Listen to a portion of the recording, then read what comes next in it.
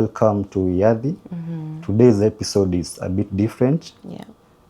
We are having a one-on-one with a very talented and amazing person. Thank you for honoring our invite. Thank you for having me. My name is Lydiah. Most people know me as Shishi. Here on TikTok, you guys know me as Miss Lydia. I heard about Wiyathi through a connection, and I thought that a Kenyan brand helping another Kenyan brand is important so that we can uplift our community. So it's such a big pleasure for me to be here.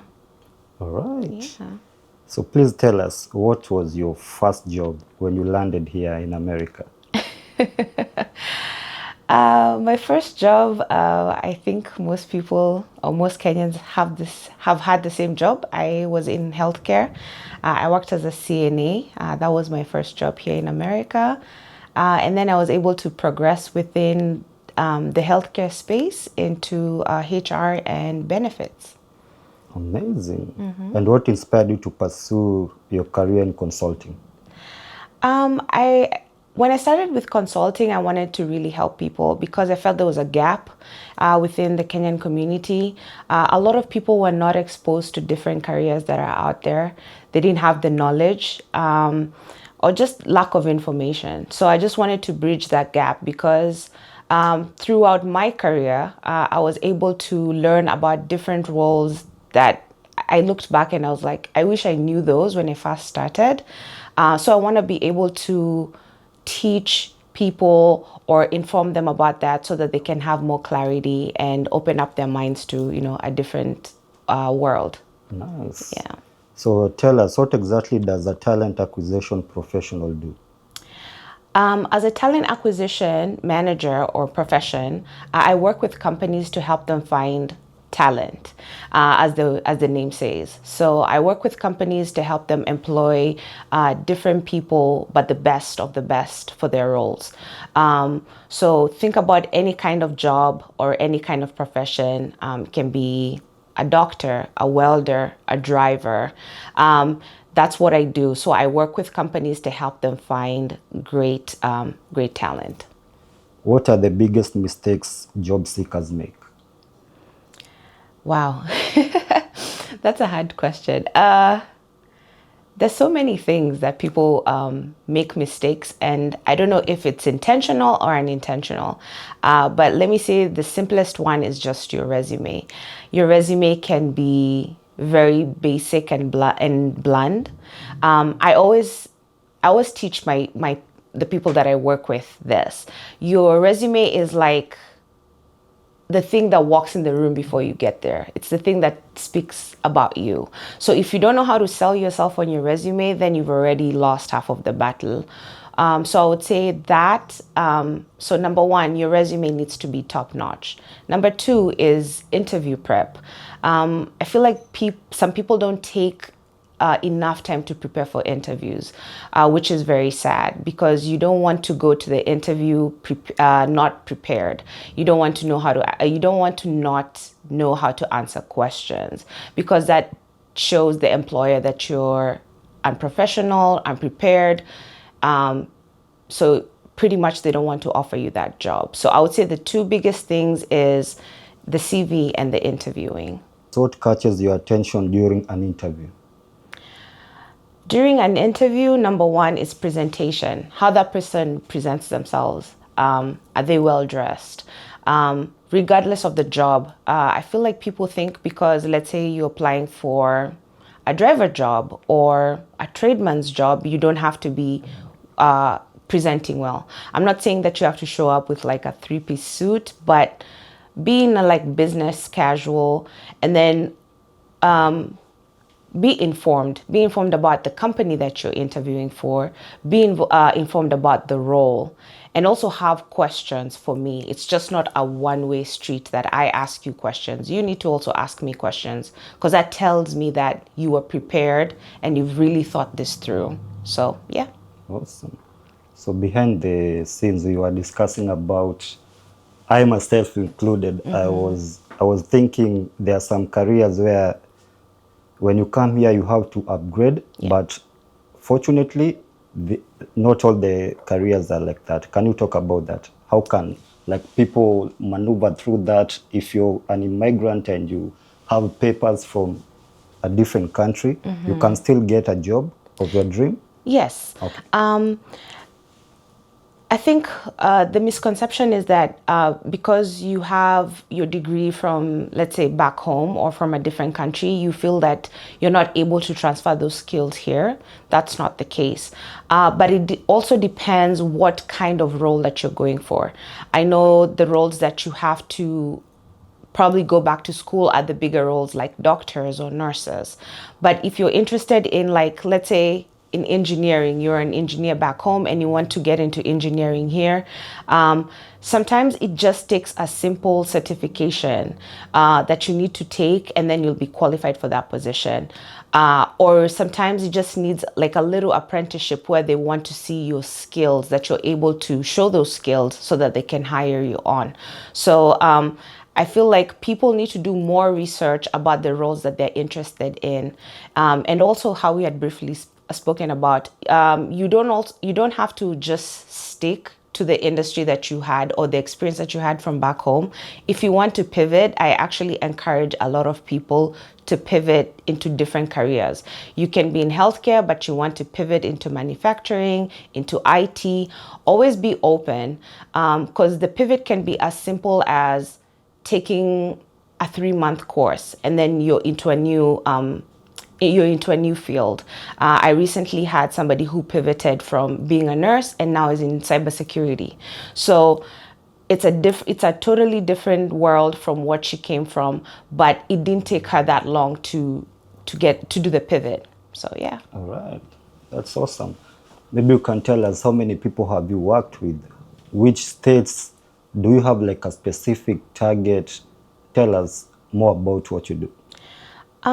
So for me as a career coach, I work with anybody who's here in America. It doesn't matter what state you're in, because most of our phone calls will be through either the phone or through Zoom, and I'll be able to walk you through whatever process it is. So whether it's interview process where I'm helping you get ready for an interview, or whether it's resume prep where I'm helping you change your resume, or I'm helping you just look for a new job where I've spoken about pivoting, so we can walk through the steps of how we're going to get you ready for that pivot. So I work with anyone in any state. So don't shy away just because you don't live in the Washington area. But specifically, I work on hands with people who are in Seattle, because especially with networking and a lot of workshops, I usually do my research here in Washington based, because this is my home base. But I'm able to help anyone in any other state. All right. So let's talk about the power of the internet. A good example, I met you on social media. Yes. And we connected and we are here doing the interview. Can you talk about the power of social media and the internet in any career? I think now that we're in the age of the internet and social media platforms, I think you can use it to your advantage, because you can use it to do research as well. Research does not always have to be just on Google. I feel like now people share a lot about different jobs. You can go to, let's say, for example, TikTok, and maybe search a welder. I think we were talking about welding, and just maybe search, how do I get into welding, or how do I get into data analysis? And people who are already in those professions, they already speak on them. And another resource that I usually recommend to people that I work with, or to some of the candidates that I work with, for interview prep, for those people who are getting ready for an interview, especially if you're pivoting into a new role. So let's say this is your first time applying for, like, for example, the cybersecurity job.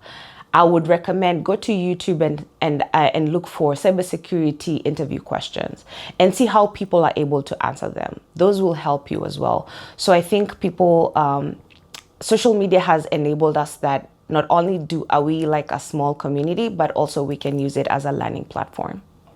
Awesome. Maybe you can tell us how important is networking in today's job market? Networking is important. It is important, but it's not as important as it was before. The reason I say that is because I would like when people do networking, be a little bit more intentional. Know the reason why you're networking with those people. Are you just there to maybe, for example, if I was to go for networking, I would be going to sell my brand so that people know what Ms. Lydia is about and how I help my community. Or if you're going there for maybe to look for a job, maybe you're trying to find a job perspective or maybe collaboration. Maybe you want to work with a certain brand that you know when you get there, they'll be there and you'll be able to maybe talk more with them. It is essential, but I wouldn't say that it's everything. I feel like right now in the age that we're in, your skills speak for you. So depending on what kind of industry that you're in, make sure maybe you're building a portfolio or a portfolio to show your skills. You want to be able to, display yourself to the world and show them that what you're able to do. And I feel like your skills will speak for you more than the networking is. Yeah. Yeah. So let's go back kidogo. So Wiyathi, it's a Kikuyu word that means freedom or independence, right? Yes. So in today's world, people can define freedom differently. Yes. You and I probably have different, definitions of freedom. Right. On our topic today, we are here because of skills and, of course, money. We are Yes. here to work and get money. Yeah. What's your type of freedom and independence? What does it mean to you? I think for me, freedom is being able to have choice, that I can decide whether I don't want to work, or if I want to work, I work because I want to, not because I have to. I think that's what freedom means to me. And then also having, I think a lot of here in America, the terminology we use is that work-life balance, where that you're not forced to be overworked, but you're able to balance where you have life for yourself, for your family, and then you also have the leeway of or the pleasure of having a job that you actually enjoy going to or working. Also, I think another freedom is working in a company or for a business that you want, not just doing any job because you have to have a job. I think that's also another freedom, which I would also categorize as privilege. How can immigrants successfully navigate the US job market? I understand it's a bit different from what we are used to. How can they navigate that? I think point number one is kind of have a clear view of what it is that you want to do. At least have a list of let's say 5 different roles of what you want to do. And then once you figure out what exactly you want to do, then find a way of research on how you're going to get into them. I think we'd spoken a little bit about the apprenticeships and the firefighter one. So let's say, for example, if that's an industry you want to get into, or maybe it's not specifically a firefighter, but you want to be in an industry that leads to trades. I think that's a way to start. So find the, like I said, find the jobs or the roles, and then find a way to enroll into them. So whether it's doing a certificate, like we had mentioned, or doing an apprenticeship, or if it's, for example, if it's being a doctor or if it's being a nurse, then know your 4-year plan. The next 4 years, I'm going to be in school. I'm going to study this and this and this. But yeah, I think that would be step number 1, is just to come down or size down to a few roles that you're really interested in. What advice would you give to someone changing careers without, you have to meet your bills? How can someone navigate that? I think this one applies to, I would say applies to everyone, not just people who are pivoting. Another thing as an immigrant that I've come to learn is financial literacy. That is very important. Yeah. We need to teach ourselves regardless of what roles we're in or what parts of our lives we're in. So just to go back to that question, I would say first, at least have I usually say about 6 months worth of savings. So you know what your budget is. Let's say every month, I don't know, your budget is 5,000. So 5,000 times 6. So at least have that in saving wise so that you have some backup, just in case things don't go the way you had planned.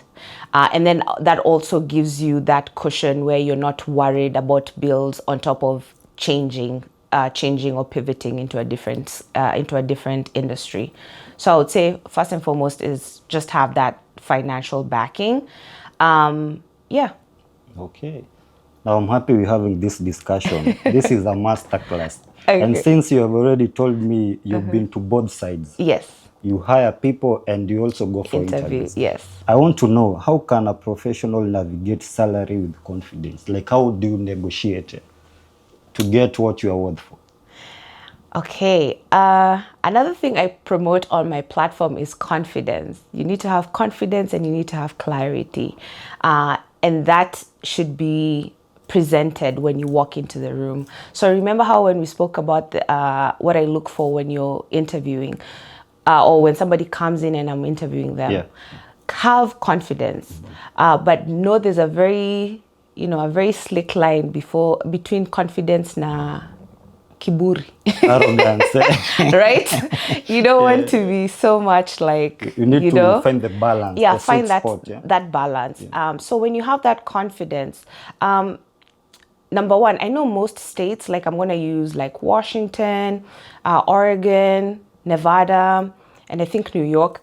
Most of the jobs now, when they post, they show the money, right? So they tell you that maybe our pay range is between 50,000 to 70,000 a year, right? And you know your skill, and I want you to be confident. So when you walk in, think of yourself on the highest part of that scale, which is the 70,000, right? Then normally, you would know if the job has one interview or two interviews. So if you have two interviews, I always recommend don't talk about the salary on the first interview. Wait for the second interview. What should you talk about? Just answer the questions. Like they're going to ask you about skills. They're going to ask you about situational analysis. Like tell me what you did in your last job. And then show me how the skills that you had from your last job, how they're going to translate in this new job. So the first interview is mostly about you selling yourself to the employer. Once you pass that interview, they will ask you to come in for the second interview. That already tells you that you are qualified. So you're on the runners up. So that's the part where you discuss the pay. But mostly for the states that show pay, I usually say don't talk about pay until you get your offer. So they're gonna call you and say, hey, we like you, we like the interview, how it went.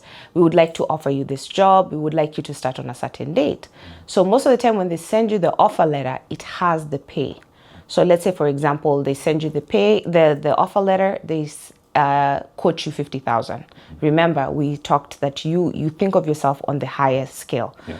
You're going to counter the offer, and then you're going to tell them, I would love to join your company. I'm interested, but this is the pay range this is the pay rate that I'm looking at. That's how you're going to counter. Most of the time, they usually just accept the first counter. If they want to go back and forth with you, so let's say they say, okay, we won't give you 70, we'll give you 60, but you still want that 70. Come back. When you do the second counter, show them the skill that you're bringing. Remember, you're an asset to this company. Yeah. So show them the skill that you're bringing that is worth that 70,000. And it doesn't have to be like a long email. It can just be, very short and sweet, but it sells you to them why they should pay you at that rate. And most of the time they usually agree. Do we have like seasonal jobs? Yeah, we do have. I know during the summer we have a lot of seasonal jobs. I know like shipping companies or like something like Amazon, they do a lot of seasonal jobs. And then also, I would say apprenticeships. These are the times that a lot of companies do their apprenticeship programs, because apprenticeships are usually about 6 to 8 weeks. So most of the companies do their apprenticeship programs right now. I always encourage, especially our high school our high school students or people who have just recently graduated from high school, or even those people who've graduated from with their degree. They need to be proactive in researching the apprenticeships a little bit early. So, for example, if I was looking for an apprenticeship, I would have started researching in May and apply early, because remember, a lot of people are applying at the same time. So you want to maximize your opportunity of being picked and chosen. And then, of course, pick an apprenticeship that goes in line with whatever you're interested in or whatever you're studying. For the seasonal jobs, I think those are just, I find people who do seasonal jobs, it's like those people who just want like an extra dollar, because most of those don't necessarily lead to a whole career. But also, if you're trying to get into a company, I'll use, for example, Costco. Costco is one of those companies that don't hire managerial positions. They'll always hire from the start, and then you can grow within the company. So if you're trying to get into Costco, seasonal jobs for Costco is good, because once you've had that experience with them, it's always easy to go back and say, hey, I worked for you guys before as a seasonal worker. Can I come on now as a full-time person? Awesome. Yeah. Now, as we are having our discussion here, maybe you can address your audience who are out of the country. You mentioned that some of them come into your DM, they want you to connect them with jobs, but they are out of America. Yeah. Maybe you can talk to them about that. Yeah. So for my people who come into my DMs that are out of the country, unfortunately, I only work with people who are currently in the States, who are in America. But I can give you tips on how to, I would say, interview even in Kenya, or wherever you are, because I feel like interviewing is kind of a universal thing, or getting ready or applying for jobs. It's a very almost universal rule. But I would say for right now, my target audience are people who are currently living in the United States. Reach out to me if you're looking for a new position, whether you're straight from school, from high school, or you're a new fresh grad. I'm here to help you navigate, the career world. For those who are already in their careers and maybe are looking to grow within their role, maybe you're looking to get into more of a senior or a managerial position, I'm here to help. For those who are looking to pivot as well, if you're tired of the industry that you're in and you're thinking of moving into a new industry, please reach out to me. I'm here to help. We can work on a pivoting strategy. But yeah, I'm here to help anyone. I'm here to help the community. I'm really passionate about helping, especially the Kenyan community, because I feel like a lot of things have been gate kept. People have not shared a lot of information about different jobs, about different industries, about different roles that would benefit us as a community. Like I'd mentioned to you, currently I am enrolling or I am hiring for doctors, and it's very sad that I don't have that many Kenyan doctors that I can reach out to offer these positions for. So I want to be able to share the information, share the wealth, so that I believe in no one, teach one. So that's a thing that you want to teach and share. But yeah, so anybody who has any questions, please feel free to reach out to me throughout my social media handles. Yeah, thank you. Thank you for being here. Yeah. And for our viewers, if you have not subscribed, please go subscribe, comment, and share with your loved ones abroad. Maybe they'll land a job. You never know. So it's interesting you mentioned something. My last question was about your legacy. You know, you've worked with a lot of people. You've helped a lot of people directly and indirectly. Yeah. So maybe you can tell us, what legacy do you hope to leave through your work? I think I would say a legacy of hope and clarity, because I don't want people to feel stuck in jobs that they don't want to do. Because remember, your job is it consumes a large part of your life, right? You're at work for what, 8 to 10 hours a day, right? You don't want to be stuck in something you don't like, especially for a long time. And that's why you hear a lot of people saying about burnout. You know, I've been burnt out from this job. I've worked this job this many times. And not to say that there's no job that is hard. Even my own job is hard. Sometimes it gets hard. But when you remember why you're doing what you're doing, then it kind of gives you that, okay, calm down, you know. So I think number one is the hope of you can do anything that you want to. And then clarity. Clarity, by that I mean, let's share information about different things that we can do as a community. We don't have to always be stuck in the same roles. I think we've mentioned a little bit about care and tracking. I feel like I think those are the two biggest industries that Kenyans do. But when you come to realize that there's a huge world out there, you know, in the manufacturing space, in the aviation space, in the IT space, I think people just lack information on what roles are there and how to get into them. Ama watu wanakufa moyo, you know, maybe you share your dream with someone. Oh, me, I want to become, like recently, I think I shared on my posting about the apprenticeships that are willing to pay you and train you, and one of them was air traffic controller. And people weren't aware of that, especially now with recently what had happened with the government and the air traffic controllers, that they didn't have enough people. So think of it like you're getting into an industry, number one, that has a high need of people. You're gonna get paid while you're getting trained, and then once you're trained, your pay goes even higher. I feel like that is an amazing thing. You know, and that's not just a job. Those are career gold jobs. Like, these are jobs that you can do for the next 15, 20 years, and you're gonna get paid well for them. And I feel like, and I think one thing I take, or I enjoy, that is a privilege to me, is when I walk into rooms and I'm the only Kenyan. Wow. That it gives you there's a different power it kind of gives you. It makes you feel good because you're like, I'm representing not only my family, but also my country, right?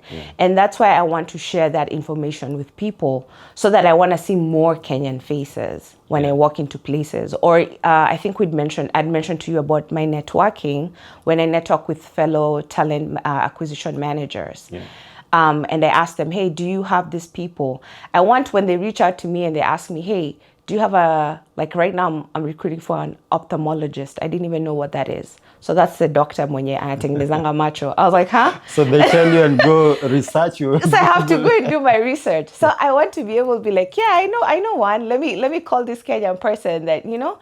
So I want to share that kind of information with people. Awesome. Now, before I let you go, I've just remembered, let's talk about talent. Okay. You know, we are in a different country.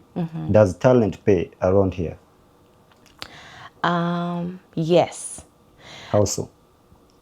It pays, but let me say, I think the biggest difference between maybe talent and quote unquote like corporate is, with talent you need to put in work. A lot of work. Okay. And I feel like maybe that's why somebody might feel like it doesn't pay, is because you're not in it long enough. Like, unakufa roho araka, you know, you give up quickly.